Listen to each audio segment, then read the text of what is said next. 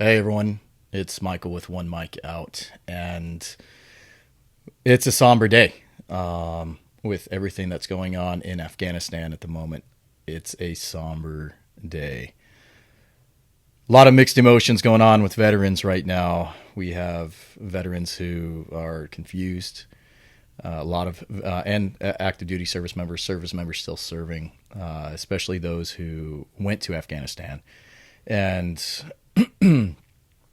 uh, did the best that they could to help the Afghan people reclaim their country and have a sovereign and free nation. And a lot of us are feeling, uh, you're probably experiencing senses of betrayal, abandonment in a way, not in in a way that obviously the Afghan people are feeling right now when it comes to the way in which we just left with no strategy. It was just literally a legitimate pull out GTFO, and that's that.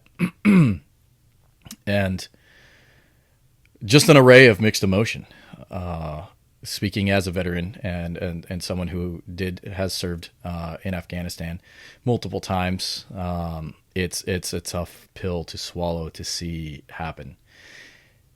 And we don't have right now, and I hate the political aspect of it all, but that's what's driven it to become what it is right now, is all politics. We don't have a president who has said anything yet. And I can only assume that he is. Everyone will say he's fact gathering. They're making sure that when he does say something, he doesn't put his administration as the culpable party, but they'll somehow try and shift blame or throw blame on the previous administration. When it's the last anyone who served as president from now and all the way to 2001 when this happened has a play in this and has their fingers in this and is to blame. I don't know what Trump's strategy looked like with his pullout plan, but in terms of what it would have looked like. But at least there was a plan. There was a strategic plan, and there were contingencies in place that if the Taliban were to launch an offensive on Kabul, any of the districts and major cities, that it would have been met with retaliation or retribution. And the way that this current administration has handled things, with literally just abandonment and leaving, not having the foresight that it is still a third world country that required our presence for 20 years, that you think the moment we pull chocks from those wheels and we start taking off and leaving, a lot of those people, especially the ones who helped our military and helped the U.S. Mission over there, would feel abandoned. And look what's happened at HKI right now at Hamid Karzai International Airport, where you had civilians breach the perimeter and literally go straight out onto the tarmac, trying to climb on the airplanes, to moving airplanes that are literally getting ready to take off. Not just civilian planes, but C-17 U.S. Air Force planes that are literally trying to exfil people. And these civilians would rather literally put their life at risk and in danger of dying, of falling off these things, which they did, than be under Taliban rule. And I think that's the hardest thing that a lot of my well-meaning American civilian friends who never served or never really wanted to dive into the politics of the whole thing probably have a hard time, and that's no fault on you at all. It's just probably have a harder time understanding it all. And I've already had friends and family reach out asking my thoughts on it. I'm no expert, at that foreign policy. I'm no expert on that agenda.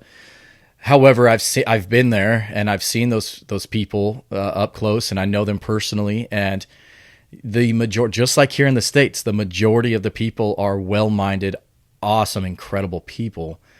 And yes, you have those bad people. Unfortunately, they're allowed to flourish and multiply in third world countries and countries that they're like, it's like weeds, like if you don't, keep your lawn nice and tidy and you're putting weed killer down on it and you're hitting the edges and you're, keeping it good, weeds are going to start to grow everywhere. And then before you know it, it's weeds everywhere. And the Taliban is a weed. And they're being allowed to grow everywhere again. And it's now going to be a terrorist safe haven once again, backed by China and Russia that we've just seen.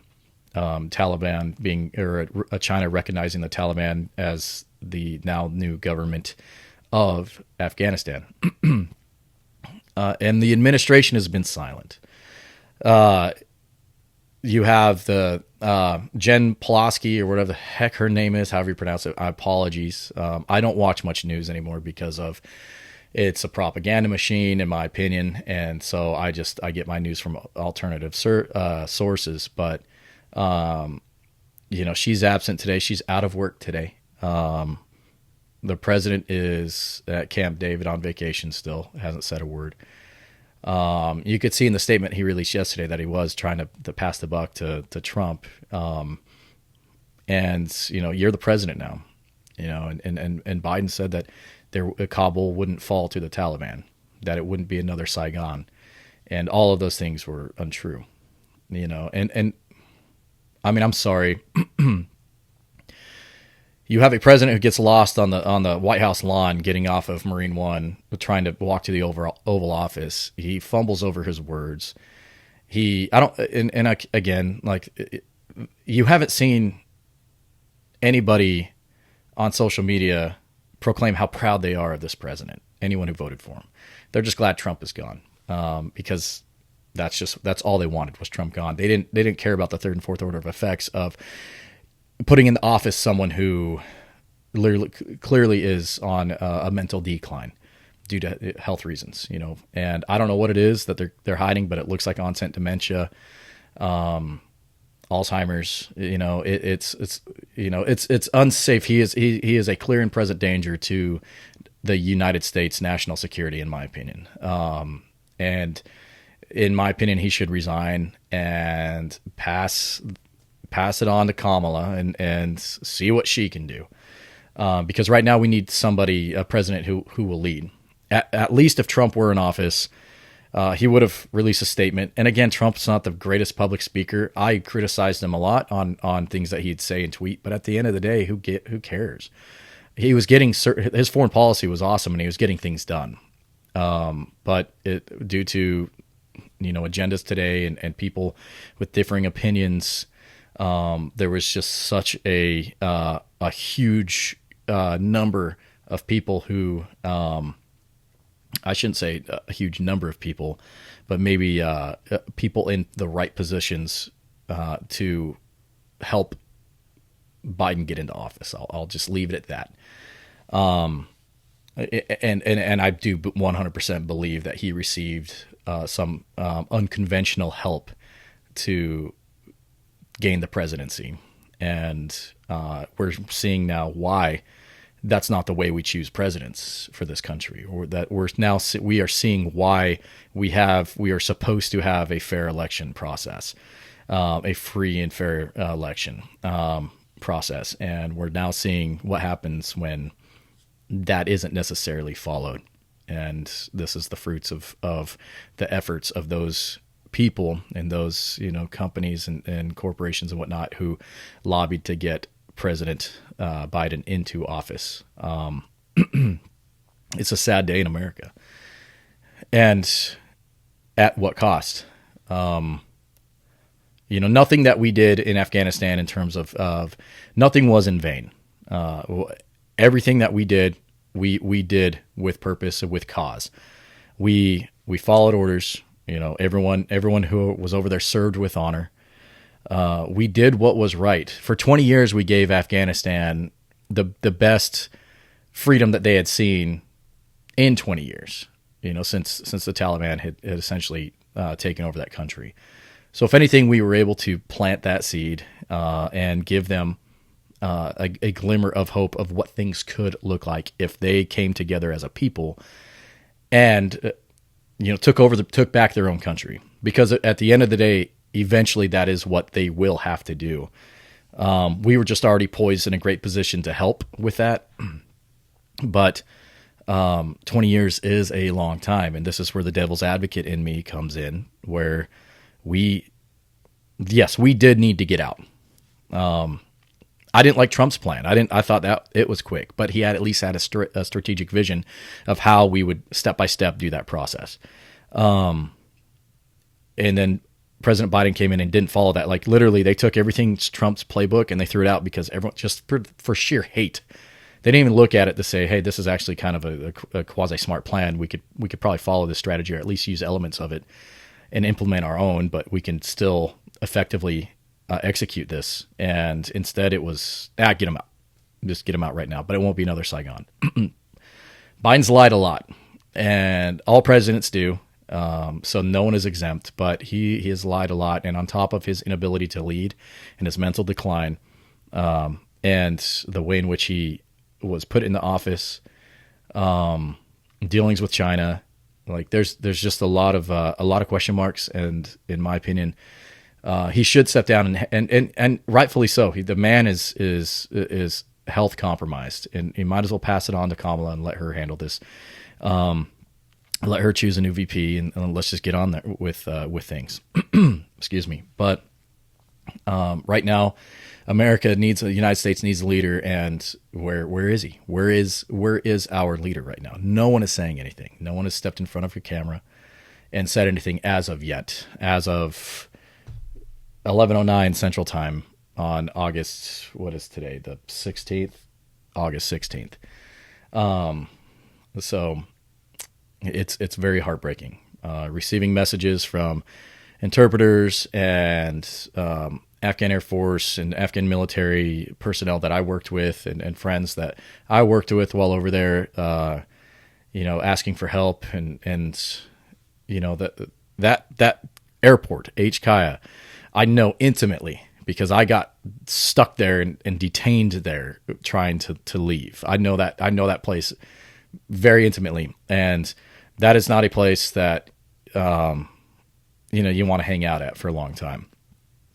And so I know with I trying to explain to them over WhatsApp saying, hey, I understand, and them asking help, hey, can you contact anybody? You're an American, you must know somebody. And unfortunately, having served in the military, I know how chaotic things can get, especially in a situation like that, to where they're getting wheels down, getting people on and wheels up, especially when the perimeter is breached by thousands of civilians climbing onto the outside of airplanes, and then falling to their deaths when they're taken off, or getting crushed, under the wheels when it's taking off.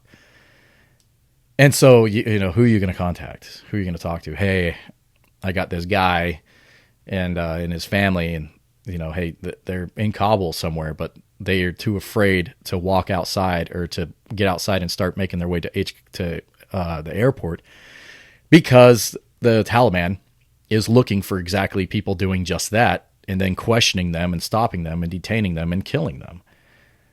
And so they're hunkered down in whatever house or home or apartment that they're in right now, hoping the Taliban isn't going door to door, looking for them. He's too afraid to speak, English on a phone call that, from an email that says, call this number, and it's an English-speaking person on the other end of that, so he has to force to speak English. And now the people know he's speaking English. They'll know he worked for the government, the U.S. government, and he'll out himself.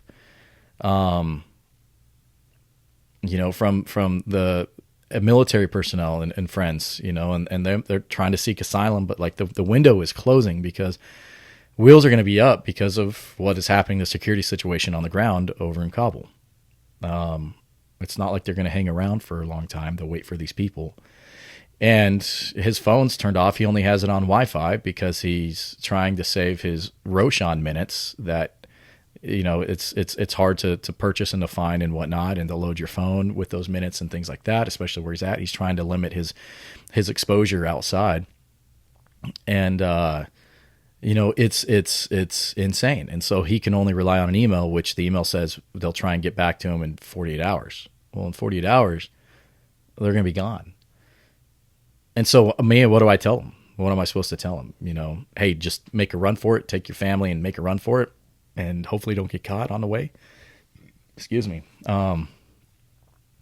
You can't. I can't tell him. Advise him to go do that. But at the same time, what do? You sit there and then you miss your flight. Literally, you miss it, and the plane's gone. You don't go to the airport and say, "Hey, here's my visa. Here it is. Here's my special immigration visa. I was granted it. Here it is. What plane am I getting on?" Instead, it's hey, wait. Well, wait for what? And so it's a dire situation, and it sucks. And this was all avoidable. We all knew this was coming when we were over there. We've been saying it for years. Again, this is something that could happen 10 years ago. If this were the case, $2 trillion in Afghanistan wasted in 20 years. And it was all undone in 3 weeks, less than 3 weeks.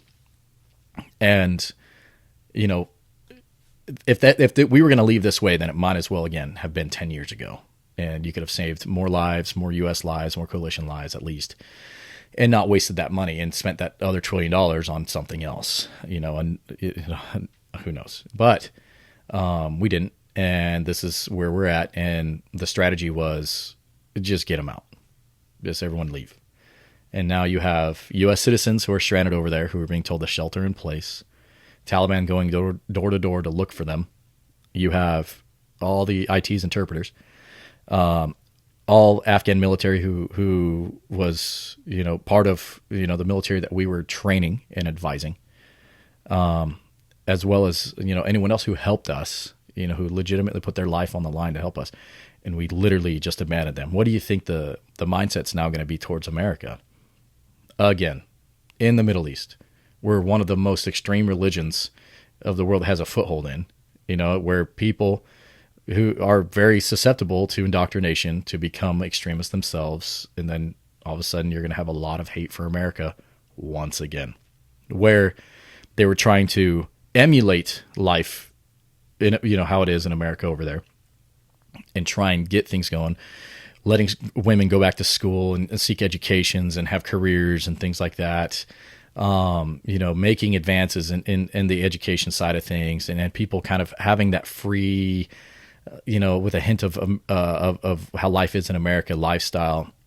And now it's going to be gone. Taliban, they're going to go back to castrating women to using them essentially as vessels for birth, giving birth, to no more, only allowing the certain people to be educated, because they don't want people free thinking for themselves, because that creates insubordination, I should say, in terms of people question things. Hey, why are we doing it this way? They don't like that because they want people to blindly follow. And that's been, that's a whole Middle Eastern thing. But Afghanistan itself, it's a tragedy, and it's just sad, and it's heartbreaking. It's gut wrenching, of how I've been describing it. In the veteran community, you have all these people, expressing themselves and sharing stories as they should, posting pictures of time when they were in Afghanistan, and posting pictures, making it real, trying to make this thing as real as you possibly can, so that the average everyday American can look at that and realize this is very real. It's not just something in the news and then you click it over to The Price is Right, and just, or whatever, or you turn on your music and you just listen to that, or you're looking at, you're posting something about, whatever product it is you're trying to get people to buy, or whatever it is. It's very real. Like, lives literally are being lost. People are being murdered right now. Northern Afghanistan, they're already finding out who were the translators, and you're killing them. They're literally shooting them in the head and throwing them into a mass grave. This thing is very real. And there's some veterans who are saying, I get it. It's social media. It's 2021. Everybody and their dog's going to post about it. So you have other veterans who are trying to, set themselves apart by, I'm going to remain silent. Well, that's good for you. Good for you. Good for anyone. You do whatever the hell you want. That's your prerogative. But my opinion is, to make this more real, it needs to be inundated on a platform such as social media, because people need to see it. They need to see that this is affecting not just people in Afghanistan, but it's affecting us at home, that this truly does hurt, that this truly is something that we cared for, that we, that we had our brothers and sisters die for, that we bled for, that we everything for. And to remain silent, again, it's your prerogative. The president's doing the same thing, so I guess you're following that example. So I guess good on you for following the example of our president of the United States. In my opinion, you should be probably heard and share the stories that you have to help people realize the severity of this. And it's 20 years. It's 20 years. But again, nobody died. The coalition, U.S., no one died in vain. Heads should be held high because this isn't a loss. This is a strategic failure by the current administration. This is a strategic failure by the past administration. This is a strategic failure by the one that was before it and the one before it. So don't look at this as a failure. You did what you were supposed to do. You carried out your mission. You did what you were supposed to do, and that's all we can do, and that's all we've ever done. And hopefully, what we're learning from this right now, future leaders will be able to finally look back and go, no, in the next one, this is not how we are handling things. If anything, this is a gained experience of how not to do things once again. And if anything, this should wake up future leaders to not be a Pelosi and praise the president's silence, to these career politicians, but to anyone who's going to be a new leader to this nation, to learn from this moment and use it as a learning point of thank you for showing us what not to do. We will never do that again, and mean it. And hopefully that resonates with somebody. But this is a very sad and tragic day in the United States of America and in Afghanistan. It's incredibly tragic. And sitting here, and trying to reach out and having people, having people on, WhatsApp and whatnot, reach out and over there and asking for help. It truly is excruciating and gut wrenching. Just because, you can't, these are human beings. These are people just like you and me. These are people who right now, as we complain about, I wasn't able to watch the game yesterday, or, my car air conditioning went out. And so, I got to go spend some money to get it fixed, or, the price of gas went up just a little bit. I'm not going to be able to take the vacation I have planned is going to be that much more expensive, or just whatever. We really do have it good with I get it, COVID, right? Mask mandates that going up in certain areas and not in everyone's still bitching and complaining about all that kind of stuff. And I get it, but we really still, even with all of that, don't have it that bad. However, that is not an excuse to allow things to continue in that direction, if you get what I'm saying. So that the opposition should still be there in terms of, forced vaccines and mandated vaccines and mandated masks and things like that. Healthcare, the left says healthcare is a right. Well, if it's a right, then you have the right to know your own healthcare and, do to your body what you want to do to it. If you want to keep yourself at more risk of getting COVID, then by all means, don't get a vaccine and don't wear a mask. If you want to supposedly stay safe, then get the vaccine and wear a damn mask. I don't know. I know what my choice is. I don't know long-term effects of that vaccine yet. And so maybe once they kind of do a little bit more studies and things like that, who knows? But anyway, those are your first world problems, right? While Afghanis right now are literally running in the streets, avoiding the Taliban, avoiding people literally hunting them down to detain them, to shoot them in the head, to cut their heads off, to hang them, whatever it is. Literally, could you imagine? Just imagine this. Imagine being in your home right now, and then a neighbor comes running to your door or sends you a message saying, "Hey, there's an extremist group right down the end of the street, taking over, and they're looking for, whatever it is, whatever political party you align with, it's the opposite, and they're looking for you, and they're literally wanting to find you and murder you." Like, you're in your own home, like comfort of your own home, watching your binge watching whatever show it is, and then all of a sudden someone's coming around, knocking on doors, looking for you. Show me your papers, show me your COVID vaccine papers. Oh, you don't have one? Take them away.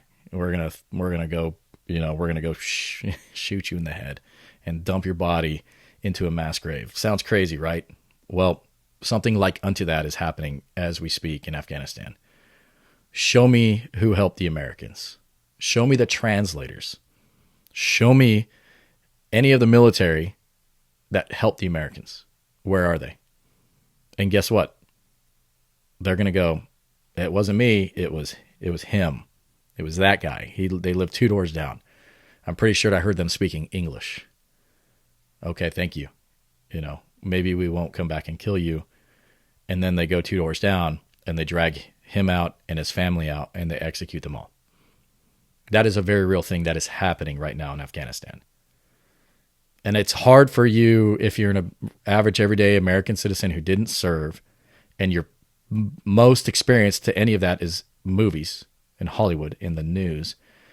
I understand it's hard for you to understand and comprehend that danger and that lifestyle of what it is like to wake up every day having to be in civilian clothes, get to base, change into your uniform, do your job, and then change back into civilian clothes, leave the same gate that you entered in, hoping that the Taliban or ISIS-K or the Al-Qaeda didn't have a spotter looking for you or watching you, and then follow you home and not only kill you, but kill your family to send a message.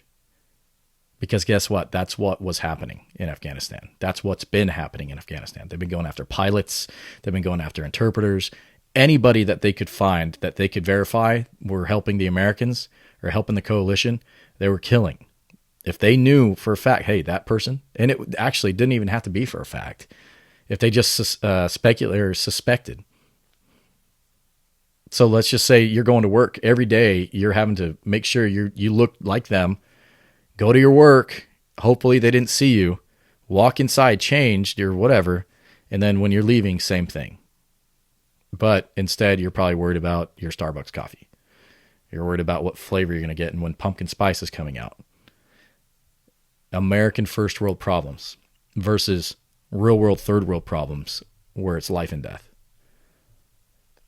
And so don't be surprised if you see this thing, because of how the current administration is pro-left, obviously, how the media, the majority of mainstream media is pro-left, and they're pushing that agenda. If this were under Trump, oh my God, could you imagine? And if you're if you're one of my liberal friends and you're listening to this or watching this, like, you cannot sit there and tell me that they wouldn't have blown this already out of proportion. You have Hunter Biden, who's lost 2 laptops, who multiple pictures of him doing drugs, laying down naked in chalk line bicycle, all crazy, stupid, crazy shit. If that were one of Trump's kids, oh my God, could you imagine? So the media, we already know the media is not on the side of the American people. They're on the side of the agenda in which they're trying to push, because why? It makes money, it creates power, it pushes an agenda. With what is going on in Afghanistan right now, if that would have happened under Trump, it's insane. What it would be like. So the massive failure of the current administration. Again, this is it's unprecedented that this failure. I am not against Kamala taking the reins and becoming the new president. I 100% believe Biden should resign and step down. Use this as a reason. Hey, you know what? My mental capacity, just out it. I am not equipped to deal with these types of problems and these things. We need for the best, he could save so much face for the interests of the American people, whom I care about, who I believe in. I am going to step down because I am not in the right state of mind, and I'm currently under treatment and yada, yada, yada. You still get to be a president. You were still number 46. Great. But he could save this thing, and he could pass the buck on to Kamala, and then we could see what she could do. But right now they're failing horribly. And if, the whole two-party system where people, like, no, I'm a liberal and I'm a Democrat and I'm a conservative and I'm a Republican, blah, blah, blah. What does that create? That creates two sides. And what do two sides create? What's in the opposition? And that's the whole point of it all. As long as the government can help perpetuate and promote division, then they keep winning. And so, like, just right now, I could care less about the politics of it all. I care more about the leadership of it all. And right now, there's been no leadership. There's been politics involved in this thing since the get-go. But man, it's time that something changes. And unfortunately, and I've said it before, I don't know if change can be inflicted. I don't know if it can be injected, just due to how big. Remember when they used to use the term "too big to fail" when it came to the big GM corporations and Ford and all the big dealerships and things like that, or in the industry of vehicle industry and whatnot. That's how the government is like that. It's almost too big to fail in terms of you try to take it on. It would take such a mass collective effort to try and change things that I don't know how it could happen with social media being run by liberals, liberal or people with liberal agendas, with the media, mainstream media being run by those with a liberal agenda. When everybody has the same agenda, I mean, that's great. Now they're all on the same page, and hey, more. I don't want to say more power to them, but more power to them.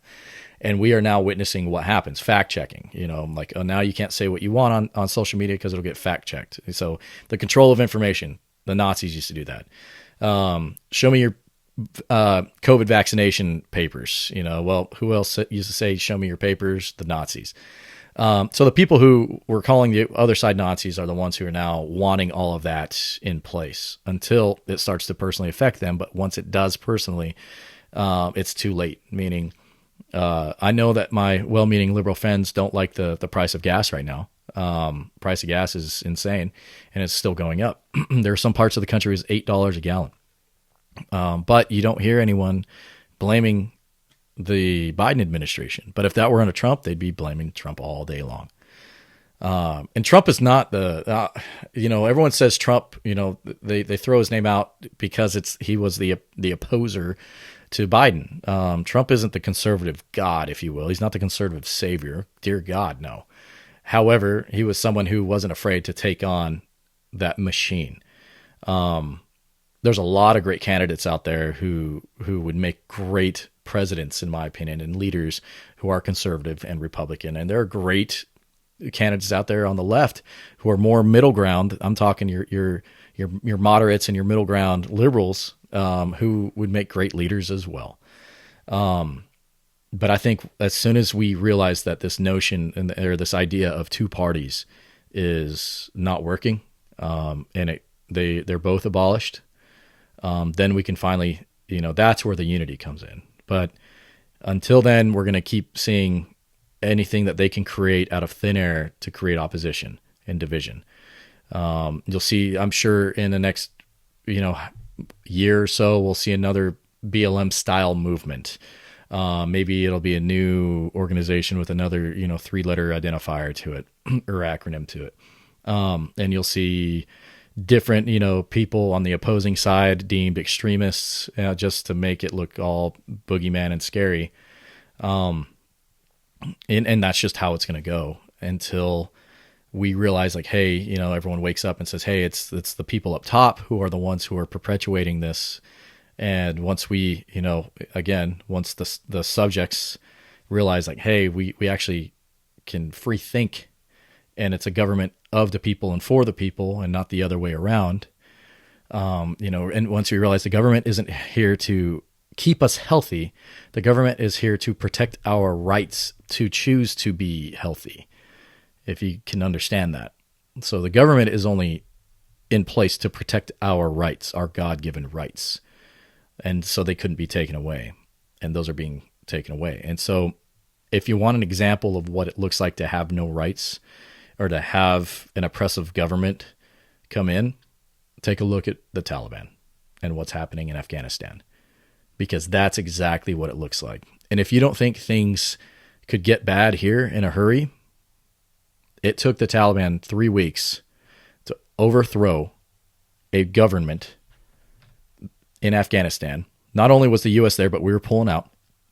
But the Afghan government, with all the Mi-17s they had, all the MD-530s they had, A-29s, AC-208s, with all the different aircraft and air support and weaponry that they had and we'd given them, the Taliban was still able to take over in 3 weeks with,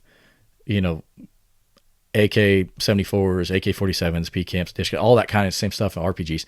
But and that they were able to take over again with that. And so there's a reason that we have a Second Amendment here in the United States that grant us the right, the God-given human right, to defend and protect ourselves and the right to bear arms, weapons, because of that.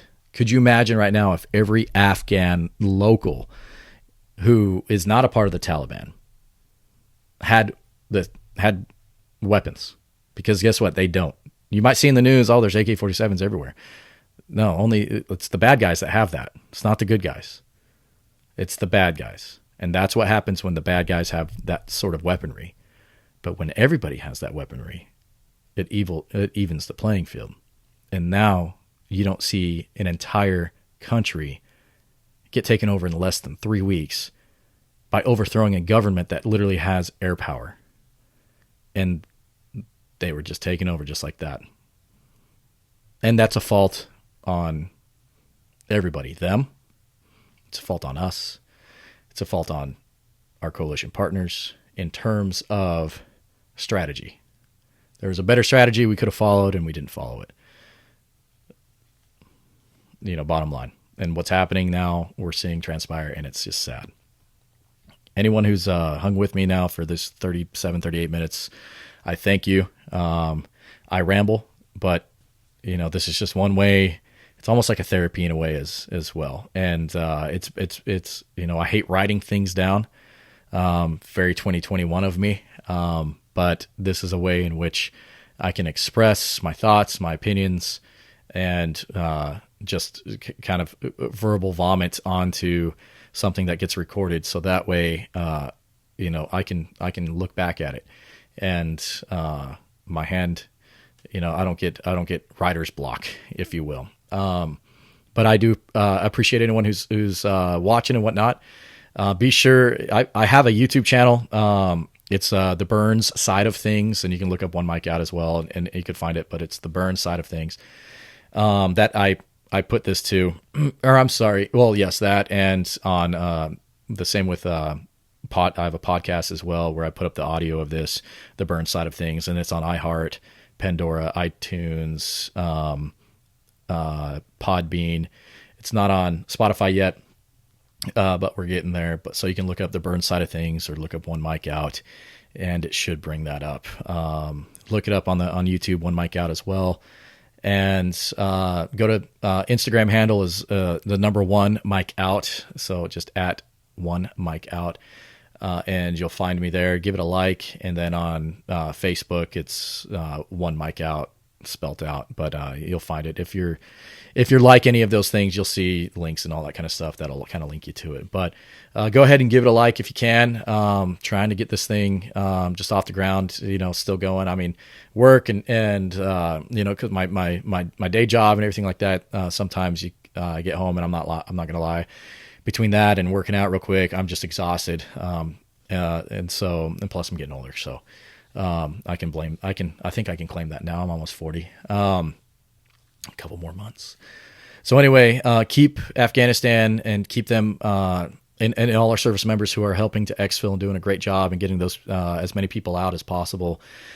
Keep them in your hearts, and say your prayers or whatever, God or entity or freaking pizza that you pray to, or put out some good vibes, pray, do whatever. If you can help in any way, shape, or form, if you have the ability to help, please do not hesitate to hit me up. I literally have probably half a dozen right now different Afghan interpreters who were great, who did awesome things for this country, with the hope that their country could be like unto ours, who are now stuck in Kabul right now trying to get out. If there's anywhere you can direct, anything that they can do or any program that you know of, please DM me and hit me up so I can relay that mission or that information on to them. Everything, hopefully, hopefully everything works out. But I appreciate anyone watching, and we'll stay pendant of what's going on in the news. We got a storm coming up right now, Tropical Storm Fred, that should be making landfall here in about an hour and a half. Luckily, I think it's going to hit east of here. Anyway, I'm going to kind of prep for that a little bit. But anyway, I'm Michael with One Mic Out, and look me up, and I appreciate it, and I will get you on the next one. All right, have a good one all.